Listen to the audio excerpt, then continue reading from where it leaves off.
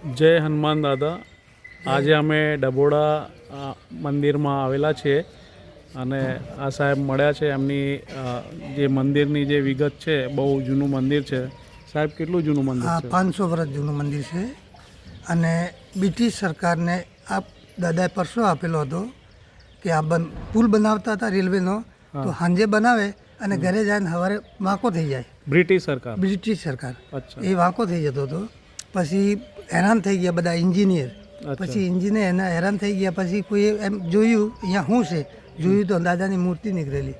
ત્યાં સ્થાપના કરી અને પૂજા કરી, એટલે તે બીજે દિવસ પુલ એમને રહેલો. અચ્છા.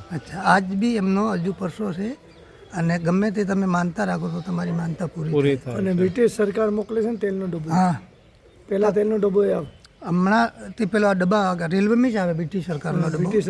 કાળી ચૌદસને દિવસે. કાળી ચૌદસના દિવસે. હા, અચ્છા. એટલે અહીંયા મેળો બહુ મોટો ભરાતો છે કાળી ચૌદસ. ચલો, ધન્યવાદ સાહેબ. શું નામ આપનું? મારું નામ ભોમારામ દવે, આ પૂજારી. Thank you.